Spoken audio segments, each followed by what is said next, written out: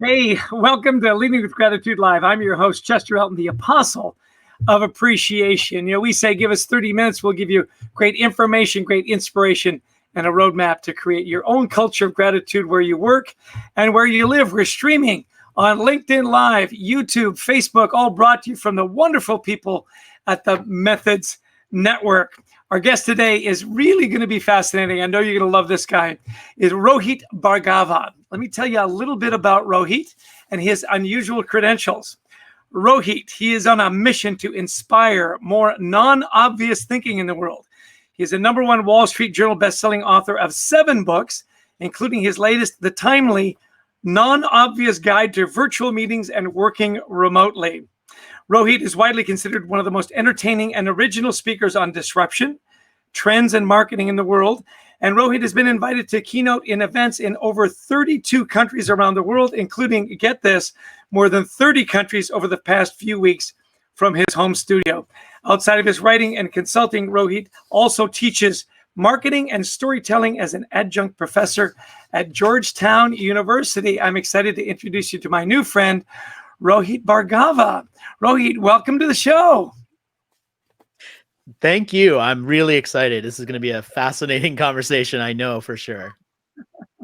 I can't imagine it being anything less with you. Hey, listen, for all our listeners, we're going to take some questions. So if you've got any questions, put it in the chat box and we'll throw it to Justin LEVRIER, who is the commander of our question command center. Wave to the crowd there. Love the COVID curl. Looking sharp. It's awesome. So, Rohit, tell me a little bit about how you become a non-obvious thinker and why it matters.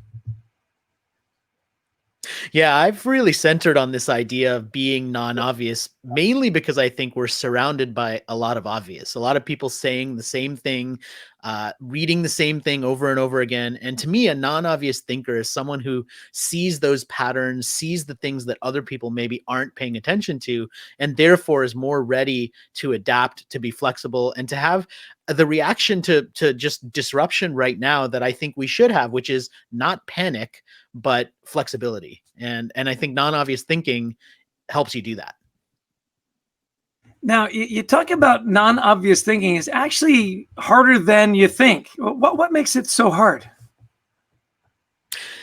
Yeah, non-obvious thinking, to me, what makes it hard is that it's really easy to get stuck in our bubbles. And what I mean by that is we see the same stories on social media reinforced, and we don't realize how tailored everything we see is to us. I mean, a lot of people don't realize that when you search for something on Google, like if you searched for something on Google and I searched for something, we would not see the same results because everything is being algorithmically driven. And so the big challenge is, how do you break out of that type of thinking? How do you be more open-minded so that you're not the sort of person that says, just because someone doesn't think like me, they must be an idiot, which is kind of what happens to a lot of people, whether they mean for it to happen or not. There's just not a lot of understanding. And I think breaking out of that is one of the most difficult things to do, because it means you have to force yourself to perhaps read or look at things that you don't agree with and go outside of your comfort zone.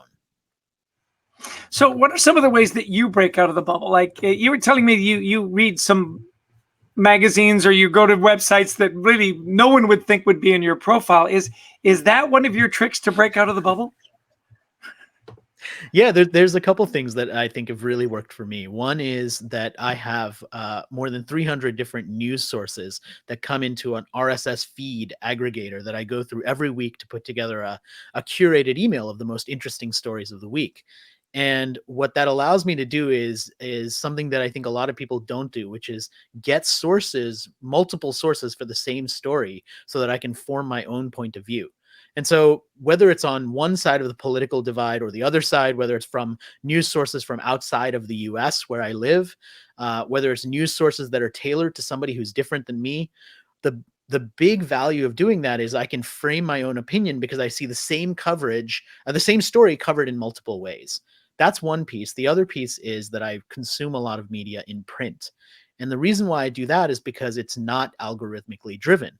And so these situations where you have, for example, on Netflix, that thumbnail that you see promoting that new show is different to different people based on what they know about you.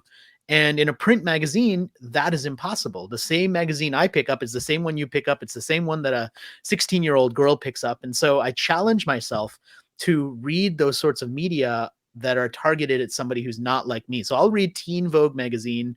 I'll read a Modern Farmer magazine. I'll read a magazine about going yachting, and I've never been yachting. And the reason why I do that is so I can step outside of what I know and into someone else's world. I can see the ads that are targeted at them. I can see the language. It really helps me. Is it hard to tell your friends that you've been a subscriber to Teen Tiger magazine for like 10 years? Is that something they don't know about you? Most of them know at this point. I think they know. It's really interesting when you talk about going to those different sources and breaking the algorithm. We had this, I was thinking about you just last night. My wife and I were just picking out a movie to watch at the end of the day, right? And we went to Netflix. And one of our kids has clearly gone in on our account because everything that popped up was anime cartoons. I thought, I've never watched an anime cartoon in my life. Clearly somebody in our account did, and it flooded our account with anime, which is bizarre. Well, listen, I love. Go ahead. Yeah, I was just going to say, I mean, the funniest thing is I was talking to some millennial aged students that were in one of my classes. And for them, the big eye-opening moment where they realized that all media isn't the same is when they went over to grandma's house to help fix her computer and saw the stories that were coming into grandma's Facebook feed. And all of a sudden, there was this alternate reality of stories that they'd never seen and points of view that they don't hear. And they realized that it's not just someone who's 50 years older than them thinking a certain way because they're old. It's older. It's also that they're getting different stories. They're getting different media. Yeah. Hey, listen, we'd love to hear your questions. Put it in the chat box and we'll throw it to Justin in the question command center. I know you've got a lot of things that's rolling through your head as I do. I think it's really interesting right now as we look at these algorithms and we look at where we get our sources. It really is interesting right now, I think particularly in the US, this separation that's going through the country because of where you get your information. You'll see one news feed and it'll tell you one story about an event, and another news feed will give you almost a 180-degree different story. So as we talk about, bringing people more together, do you think being able to break the bubble would help do that? I think it definitely would, but I think that perhaps we focus a little too much on this idea of fake news. Like, we hear fake news as a term all the time, and what most people are focused on is the fake part of that, which is like, that's not a real story, that's lying. And I think what we should focus on maybe a little more is the news part, because there's so much of what is called news that isn't actually news. I mean, when you report on something that Tucker Carlson says or something that Rachel Maddow says, I mean, these are opinions that are being presented as news. And what ends up happening is they're predictably going to make people outraged. And it's a form of manipulated outrage because somebody's putting that article out there specifically because they know that you're going to be angry about it, whether you're on this side of the political divide or the other side. And instead of focusing on actual news, everything becomes quote unquote breaking news. And the problem is that it's hard to call it fake because Tucker Carlson actually said that. Rachel Maddow actually said that. So it's not really fake. It's just unimportant being presented as important. And I think the challenge is for all of us is to try and navigate our way through that and say, look, is this worth my time? Because the opposite of love, a lot of people think, is hate, but it's not. The opposite of love is indifference, as in, I don't care. I'm going to make that person who makes me angry irrelevant because I'm not going to give them my time. And that's a different mindset, I think, towards the news. Excellent. A lot of people follow trends and they talk about trends. What's your definition of a trend? Your title is Trend Curator, so I'm interested in your answer. Yeah, I for people who aren't familiar with this body of work, I spent a significant amount of time every year for the last 10 years doing a book about trends. And this is kind of the latest version of it. It's called Non-Obvious Megatrends, and it's the 10th and final edition. And the way I think about a trend, the way I describe a trend, my definition of one is a curated observation of the accelerating present. And that to me is really meant to say that we should be paying attention to the signals that are out there and what they tell us about the world. So 2 years ago, I was reading about something called ghost restaurants, which were restaurants that were for delivery only. They were just a kitchen. There was no place to sit. They would just make the food. DoorDash or someone else would come pick up the food and deliver it to you. And now restaurants have been forced to convert into that, but that's been happening 2 years ago. So the signs of what's going on are already here. And a lot of times people think about trends that either they're just guesses or predictions of something that may or may not come true, or they're just fads, as in like, I see this thing and it's a trend. And the analogy I use to kind of describe that is a trend is not seeing flour, eggs, and sugar on a shelf and saying that's the trend, that everybody's going to have flour, eggs, and sugar. But you could turn that into something. You could turn that into a cake. And it could be something, but you have to do some work to it. And to me, a trend is an observation about behavior, not a thing that exists. A trend isn't drones. A trend isn't TikTok. A trend isn't any of these individual platforms or individual products. A trend is a behavior shift. Excellent. Well, we've got a question from our audience on the bubble. So let's go to the question command center. Justin, what's the question about the bubble? Yeah, thanks, Chester. Intriguing conversation. I'm really enjoying this. Thanks for being part of the show today, Rohit. First question comes from Amy Balog. She's from the Atlanta area. And she says, first off, just a comment, which is that this is so deeply needed right now. This non-obvious thinking. So she said something about it seems a lot like what's shared by David Gray's liminal thinking, a willingness to move out of the bubble. And so the question is, how do you help people become more open to other people's views? Because people kind of seem resistant to listen and kind of almost threatened. Yeah, I'd say one of the ways that has really helped me is to imagine a backstory for someone believing what they believe that would help you to make sense of it. Because a lot of times what we end up with is someone who doesn't think the way that we do, and we just don't understand how anyone could ever believe that, right? And here's like a really minimal example, right? People who have dogs sometimes just don't understand how some people don't like dogs. And this is personal for us because we just got a dog. We just got a puppy. So now we're in the category of dogs, and we never had one before. But imagine that someone had grown up and had gotten bitten multiple times or had dogs that were really mean to them, and like they grew up in a certain way. It might be more understandable that they don't like any dogs right now. And that doesn't make it right, but at least it makes it a little more understandable. And sometimes you don't know the backstory of someone. So what really helps me sometimes is imagine that backstory. Imagine what could make someone's behavior a little more understandable. Maybe not permissible or good, but at least a little understandable. And the other thing is I actively encourage people, and this is more of a professional advice, go outside your industry. I'm really lucky. I've spent most of my career working at ad agencies. Now I do a lot of consulting across different categories. And so, 6 months ago, I spent 90 minutes in a training session on how to sell diamond engagement rings because I was doing a talk for a jeweler. Now, most people don't get the opportunity to do these deep dives into multiple industries, but you can choose to go outside of your industry. And when you do, you start to see the world of business a little bit differently too, because you're not having tunnel vision in your own industry. Particularly now, I've been encouraging my kids just to ask their friends, what is your story? Particularly with all the protests. So look, call your Black friends and just say, how are you doing? Tell me your story. I love this idea of what is the backstory so you can understand where they're coming from, where their opinions have been formed. Like you say, I mean, we always had dogs as a kid. I'm a big dog guy. I could never understand cat people, right? Now my son has a cat and I go, actually, that cat's pretty cool, Well, we've got another question from Justin. So Justin, take it away. Hey there. I'm just surfacing these great questions and appreciate everybody in the audience surfacing them up. Keep them coming. We're paying attention and see your comments. This one actually comes from Allie in Detroit.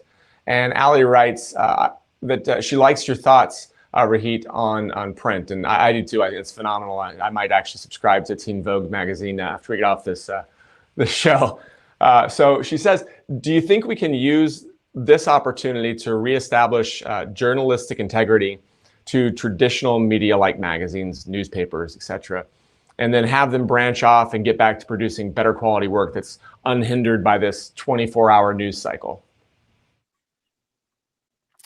Yeah, I think that we can all take some level of personal responsibility to support real journalists. And what I mean by that is the platforms where these journalists are sharing actual stories, like, become a subscriber. I mean, you know, if you see a certain news source that's giving you valuable content and you're consuming it for free, choose to pay a couple dollars a month. You know, choose to think about it the way you might think about charity, even though it's not charity. Like, the mindset of being charitable is, this is important, I need to give my money to it, and I'm not necessarily expecting something back from it apart from feeling good about myself.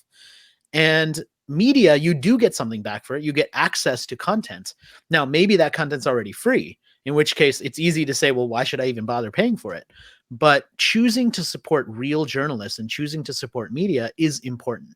And I think there was this past week, there was a great piece in the Patriot Act, the Hassan Minhaj show, where he talks about the importance of specifically local newspapers and why we need to support them, because oftentimes the big stories that break start off in local newspapers. And that's key. I mean, I think we have to make a choice to support that. You know, you talk about even in your own writing, you've rewritten the same book 10 times. I think that's fascinating. Every year you come out with the new non-obvious.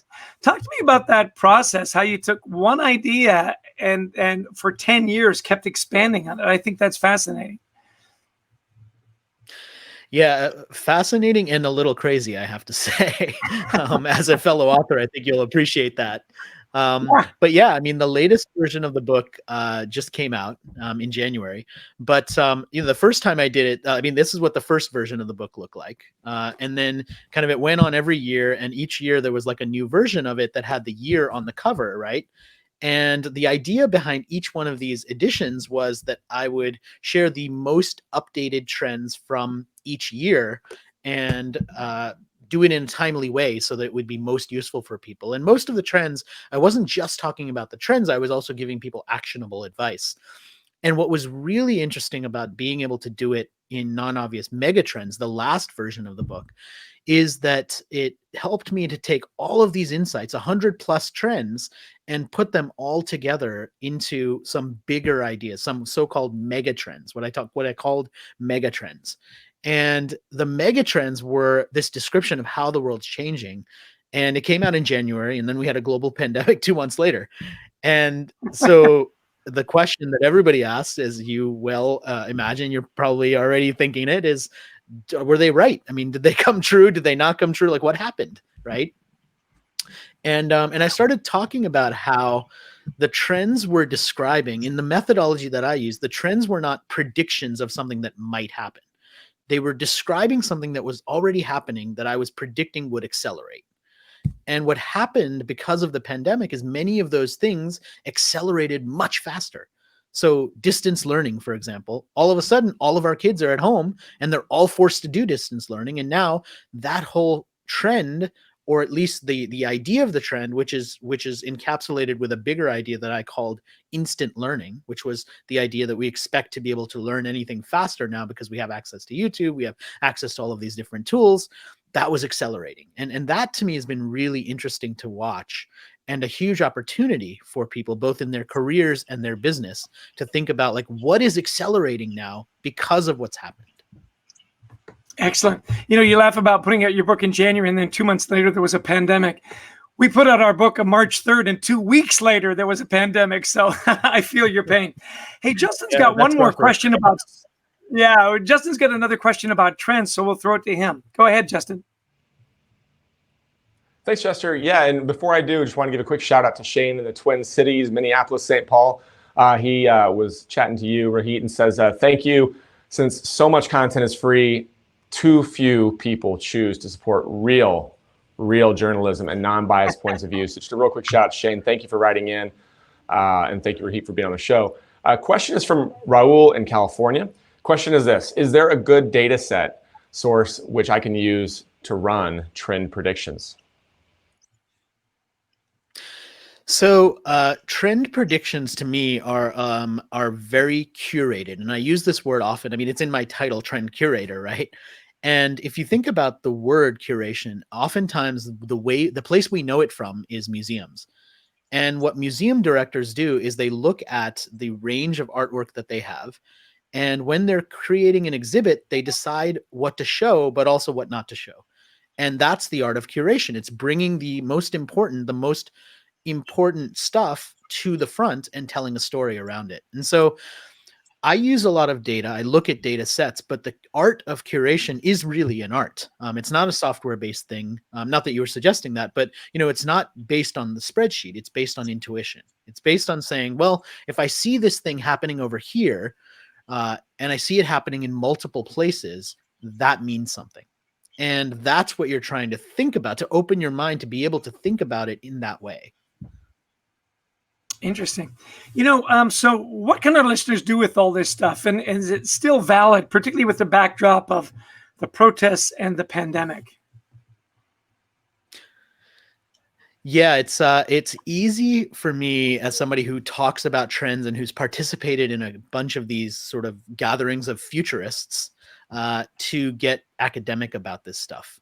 But one of the reasons why I did this book every year is because I didn't want it to turn into that. I mean, I'm a professor, but I jokingly describe myself as an occasional professor. I only teach one class a year usually, and sometimes I take time off because I'm writing.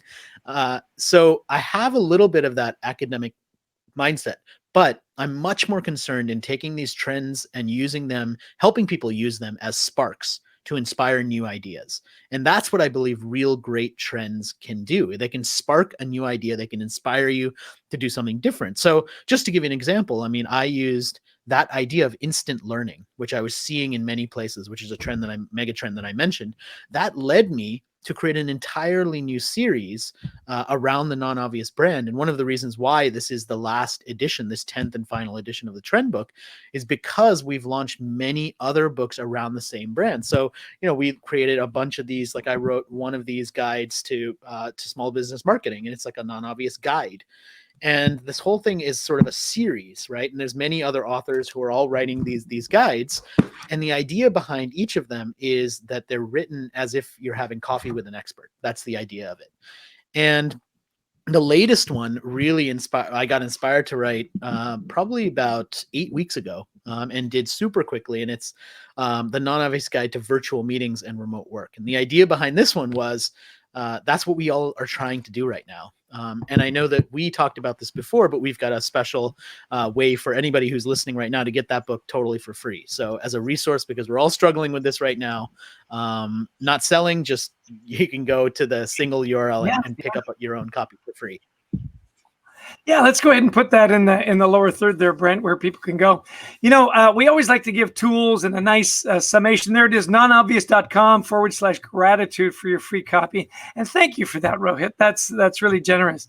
So what are 3 things that you can recommend for people to start thinking in a more non-obvious way? Yeah, so I would say, I mean, the first one to me is be curious. Engage your curiosity and ask questions about things that you don't understand. Have those conversations. I mean, what you said with your kids, asking their friends, like, how are they dealing with this? Like, that's a great thing to do. I love that. Do that. Ask questions. Engage that curiosity. The second big thing I would say is be observant, like pay attention to details, pay attention to what sometimes we don't pay attention to because we've gotten really good at just like, paying attention to like only our phone, and we're sitting there and we're watching something, but we're not really present. And my favorite example of that is just Howard Schultz, the founder of Starbucks, walking down the street in Milan, seeing all of these coffee shops, observing and saying, oh, we should create that in the United States. And that's how he started Starbucks. And imagine today, right? What if Howard Schultz, or what if you were walking down the street anywhere with your phone right in front of your face and you don't notice that, right? You miss out on that chance to see what no one else sees. And that's the second big thing. And I think the last thing is focus on people. Understand human behavior. I mean, every one of the trend predictions that I share is a human idea, and it's about human behavior, because I believe that the people who understand people always win. They're the ones who are able to transcend their career. They're able to lead people. They're able to inspire because they understand what makes people tick. Awesome. So be curious, be observant, and focus on people. We always end every show with the hashtag Find Your Gratitude. So I'm going to ask you, Rohit, where did you find your gratitude today? I think it's right in this moment, in the fact that even as much as disruption has happened in the world, I'm still able to sit here in the same place that I was sitting here before, and I'm able to talk to amazing people like you. I'm able to share my thoughts with the world because I have a platform to do that. And just looking at what's been happening over the last several weeks, like part of the big problem, I think, is that a lot of people just don't have that platform. And so I feel so lucky, and I have a lot of gratitude for the chance to be able to share this and have people watch or listen to me, because I know that there's so many people who have amazing ideas who just don't have that platform to share. Excellent. Let's put that download for the free book up there one more time. And can we find out more about your work at that same website? You can, yeah. So nonobvious.com, you can see videos and stuff there. We tried to put everything on that one page just to make it easy for people. But what you'll also get when you get that book is you'll get a email that I send every Thursday, which includes the most interesting and non-obvious stories of the week. So if you don't have time to go through hundreds of RSS sources a week, no problem. I'll do that for you. And I'll share the most interesting and unusual stories that maybe you haven't heard every Thursday. So hopefully that's of value for you. And that's kind of one of my missions, to share those sorts of stories, to not only help you be more non-obvious and open-minded, but also to just help you be more interesting. I mean, I think that people who have these unusual sources, like, they're just more interesting people. Excellent. Listen, it's been a pleasure to know you. I count you as one of my new friends. Thank you for your wonderful offer. And thanks so much. I'm sure we'll stay in touch. Take care. And now a closing word from our sponsor at Harper Business Books. This is the less than obvious commercial that we show about our wonderful book, Leading with Gratitude. There we go. Alan Mullally said, I love, love, love this book.